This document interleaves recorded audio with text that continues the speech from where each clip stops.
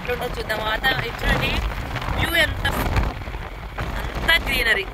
చూడండి అక్కడ చెరువు కూడా ఉంది, ఎంత బాగుందో చూడండి. తాటి చెట్లు, కుక్కలు పడుకున్నాయి రోడ్డు మీద. చూడండి ఎంత పచ్చదనం, ఎంత పచ్చగుందో. అందుకనే రైతులు కూడా అంత ఆరోగ్యంగా ఉంటారు. ఎందుకంటే ఇలాంటి వాతావరణం, ఇలాంటి ప్రదేశం లేచి దగ్గర ఈవినింగ్ వరకు తిరుగుతూ ఉంటారు కదా. ఇలా చాలా ప్రశాంతంగా ఆహ్లాదకరమైన వాతావరణంలో ఉంటారు. ఎటువంటి పొల్యూషన్ లేని ప్రదేశంలో తిరుగుతూ ఉంటారు కదా. అందుకనే వాళ్ళు కూడా చాలా ఆరోగ్యంగా ఉండి మనకి కూడా ఆరోగ్యవంతంగా ఉండటాని కోసం మనకైతే పంటలను అయితే అందిస్తారు. చూడండి ఎంత బాగుందో.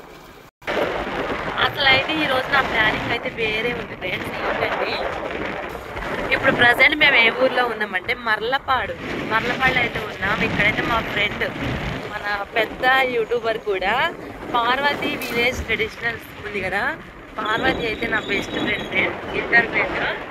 ఇక్కడ అక్కడ చూస్తున్నారా, అక్కడైతే ఉంటుంది వాళ్ళ ఇల్లు. అంగు బ్లూ కలర్ రేకులు రీమోడలింగ్ అయితే చేశారు కదా పార్వతి వాళ్ళు. నేనైతే వెళ్దాం అనుకున్నా ఈరోజు. వాళ్ళ ఇంటి దగ్గర వినాయకుడిని కూడా పెడుతున్నట్టున్నారు, అక్కడ పెట్టారు. ఈవినింగ్ అయితే వెళ్దాం, మళ్ళీ వచ్చినట్టయితే వెళ్దాం అనుకుంటున్నా. కానీ ఏమవుతుందో ఏంటో చూద్దాం. ఖచ్చితంగా కలవాలి రారా అని చెప్పేసి మెసేజ్ కూడా చేసింది. చూద్దాం, వెళ్దాం అనుకున్నా. చాలాసార్లు ఇంటి నుంచి వెళ్తూ ఉంటాం కానీ వాళ్ళ ఇంటి నుంచి, కానీ ఎప్పుడైతే వెళ్ళి కలవలేదు. ఒకసారి అయితే కలుద్దాం అని అనుకుంటున్నా. ఈరోజైతే ఈవినింగ్ వెళ్దామని అనుకున్నా. మా సార్ అడిగాను, చూద్దాం మనకి వాతావరణం అనుకూలిస్తే వెళ్దామని అన్నారు. చూద్దాం ఫ్రెండ్స్, వెళ్ళనా ఏమవుతుంది అనేది చూద్దాం.